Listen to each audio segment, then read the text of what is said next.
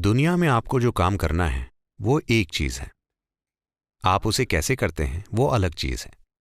जब आप दबाव की बात करते हैं तो आप ये नहीं कह रहे कि क्या करना है और क्या नहीं करना है, आप कह रहे हैं कि जीवन में चीजों को कैसे करना है। अगर एक डिजाइन स्कूल चलाना एक बड़ा दबाव बन रहा है और अगर एक व्यवसायी की तरह जीना दबाव बन रहा है तो इसे मत कीजिए, बीच पर टहलने चले जाइए। लेकिन वहां भी दबाव है ना? तो दबाव नौकरी या उस ओहदे के कारण नहीं है जिसे आप संभाल रहे हैं। दबाव और तनाव इसलिए हो रहा है क्योंकि आप नहीं जानते कि अपने शरीर को कैसे संभालें, अपने मन को कैसे संचालित करें और अपनी भावनाओं को कैसे संभालें। ये इंसानी सिस्टम इस धरती पर सबसे परिष्कृत मशीन है। क्या आपने इसका यूजर मैनुअल पढ़ा है? पूरी समस्या यही है। अगर आप वैसा करते हैं तो बाहरी परिस्थितियां बस एक खेल जैसी होंगी। आप किस हद तक खेल सकते हैं? हो सकता है कि आप मेरी तरह ना खेल पाएं, लेकिन आप अपनी सर्वोच्च क्षमता से खेलेंगे और ये ठीक है। आपको किसी दूसरे की तरह नहीं खेलना है, लेकिन आपको अपनी सर्वोच्च क्षमता से खेलना चाहिए। अगर उसकी खोज नहीं की गई है, जब आप पर दबाव पड़ता है तो उसकी खोज नहीं हो पाएगी। जब आप पर दबाव पड़ता है, जब आप तनाव में होते हैं तो आप अपनी पूरी क्षमता के साथ नहीं जिएंगे। जब आप दबाव में हों तो छोटे मोटे काम भी नहीं हो पाएंगे।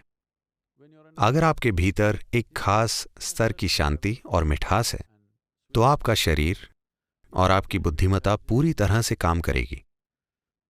So, this is about playing this life out. This is not about proving something to somebody. तो ये इस जीवन को पूरी तरह से खेलने के बारे में, ना कि किसी को कुछ साबित करने के बारे में। बात बस इतनी सी है कि अगर आप सफल होना चाहते हैं, आखिरकार आपके आसपास का हर कोई सफलता का ही सम्मान करेगा, ठीक है? अगर आप सफल होना चाहते हैं तो आपको अपने भौतिक शरीर और अपने मन का पूरे तरीके से उपयोग करना सीखना होगा। तो केवल दो ही चीजों का, और यकीनन बाहरी हालातों को नियंत्रित करना होगा।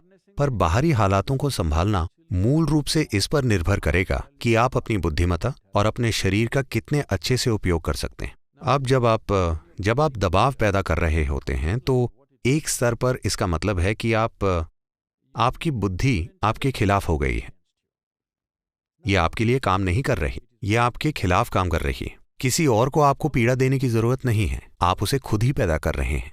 तो आप कह रहे हैं कि खुशी तभी आ सकती है जब आप सफलता प्राप्त करें? नहीं नहीं नहीं नहीं नहीं, मैंने ऐसा कुछ नहीं कहा।